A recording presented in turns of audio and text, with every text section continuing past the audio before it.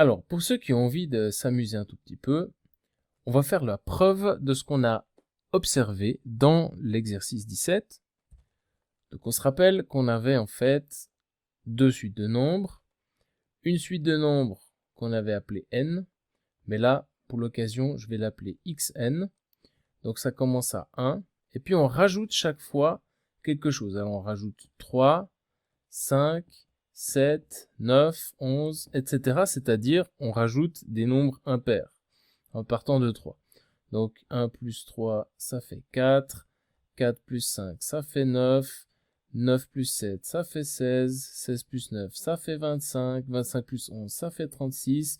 Et on remarque qu'ici, on a en fait tous les nombres au carré. D'accord? Donc là, on a 1 au carré, 2 au carré, 3 au carré, 4 au carré. Maintenant, la question c'est, est-ce que c'est une coïncidence ou est-ce que c'est une règle générale? C'est-à-dire que est-ce qu'on peut continuer comme ça jusqu'à l'infini et puis avoir toujours ici les carrés parfaits? Alors, l'affirmation que je fais, c'est que ça marche toujours. On peut continuer comme ça aussi loin qu'on veut, ça va toujours donner les carrés.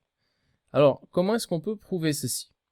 Comme je l'ai montré dans l'activité, dans la correction, on peut évidemment utiliser l'ordinateur pour aller très loin, ici générer des millions de nombres et voir que ça marche toujours. Mais on peut aussi faire un petit peu de mathématiques et s'en convaincre par une preuve logique. Alors ce qu'on peut se dire, c'est qu'ici on va définir la suite yn. C'est-à-dire qu'on va dire, là à droite du tableau, ce que je rajoute à chaque fois, c'est yn. Ça veut dire que x n, ça va être en fait 1, je prends 1, plus 3, plus 5, plus 7, plus 9, etc. Ça veut dire plus la somme de tous les yn. D'accord? Donc ici, par exemple, pour trouver x3, je vais faire quoi? Je vais faire 1 plus, si j'appelle ceci y1, ça va faire plus y1 plus y2. D'accord? Donc ça c'est x1, x2, x3. D'accord? Donc vous êtes d'accord que pour trouver x3, et ça c'est y1 ici, et ça c'est y2, j'ai bien fait 1 qui est la valeur de base, qu'on peut appeler le x1, d'accord, plus y1 plus y2, d'accord. Ça veut dire que xn, bah, ce sera x1, donc 1, plus y1 plus y2 plus yn moins 1, d'accord? Parce que là, j'avais calculé x3 en faisant x1 plus y1 jusqu'à y2. Donc là, si je vais jusqu'à xn, je vais m'arrêter à yn moins 1. Alors, la question maintenant, c'est qu'est-ce que ça vaut? Est-ce que je peux calculer ceci de manière un peu intelligente? Qu'est-ce que c'est y1 plus y2, etc.? C'est tout simplement donc 3 plus 5 plus 7 plus, et que vaut ceci? Eh bien, on peut voir en fait que ça fait 2n plus 1. D'accord? Vous voyez, si je prends y1, comment je trouve 3? Ben, en faisant 2 plus 1. Comment je trouve le 5? En faisant 2 fois 2 plus 1. Comment je trouve ici ceci? Je me rends compte, je me suis trompé. On va faire 2 fois n-1 plus 1, ce qui fait 2n moins 2 plus 1, 2n moins 1. Donc là, je devrais avoir 2n moins 1. D'accord? Ok. Qu'est-ce que ça fait, ça? Combien y a-t-il de termes? Eh bien, il y a n moins 1 terme. Mais ça ressemble à quelque chose que vous connaissez peut-être. 1 plus 2 plus 3 plus 4 plus n. Combien ça fait ça? Ça, c'est une question célèbre. Il y a une petite histoire qui dit que le mathématicien Gauss, lorsqu'il était enfant, qu'il était à l'école, il a résolu ça en quelques minutes. Le prof lui a dit d'additionner 1 plus 2 plus 3 jusqu'à 100. Et il a tout de suite trouvé la réponse. Et comment il a fait? Il s'est dit, je vais réécrire les mêmes nombres dessous à l'envers.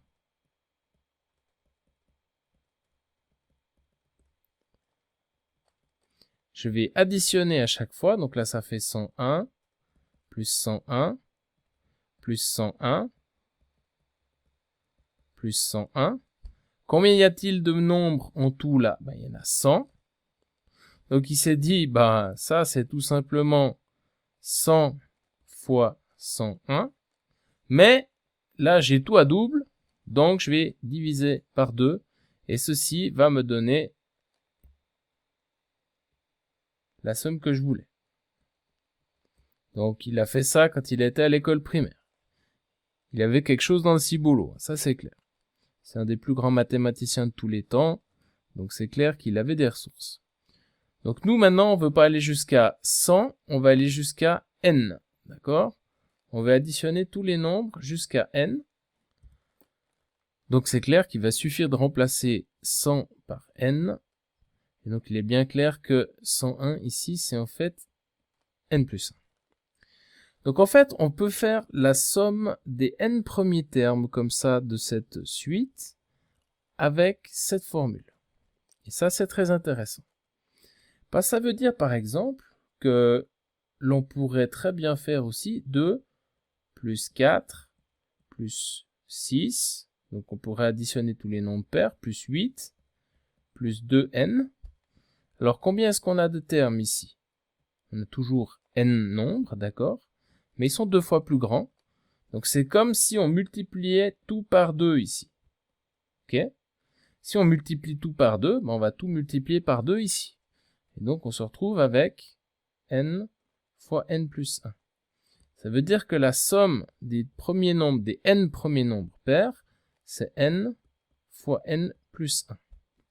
Maintenant, nous, ce qu'on voulait additionner, c'est 3 plus 5 plus 7. C'est les nombres impairs. 3 plus 5 plus 7, plus 9, plus etc., plus 2n plus 1. D'accord? Alors là, si on fait ceci, ça nous fait tout simplement ce qu'on avait avant. Et à chaque terme, je rajoute 1. J'ai chaque fois 1 de plus. Ça veut dire que là, pour arriver au compte, je prends la même chose qu'avant, mais je rajoute encore n. Puisqu'à chaque terme, ici j'ai n termes, à chaque terme, j'ai fait plus 1. Donc au final, j'ai n de trop. D'accord? Et maintenant, nous, on se rappelle, si on simplifie un tout petit peu ça nous fait n. Je vais factoriser le n. D'accord? Donc on peut factoriser le n, on va le mettre en évidence. Ça veut dire qu'on va faire n fois, puis ici, n plus 1. Ça, c'était cette parenthèse. Plus 1, d'accord? Ce qui nous fait...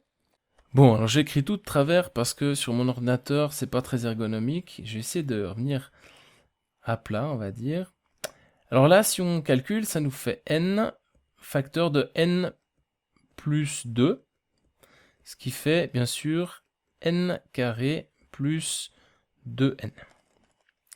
Et donc n carré plus 2n, ça, c'est la somme des n premiers nombres impairs à partir de 3. D'accord? Là, on a n termes, donc on a les n premiers nombres impairs à partir de 3. Mais nous, on ne veut pas calculer les n premiers nombres, la somme des n premiers nombres impairs, on veut calculer la somme des n-1 premiers termes. Ça veut dire que l'on va tout simplement remplacer n par n-1.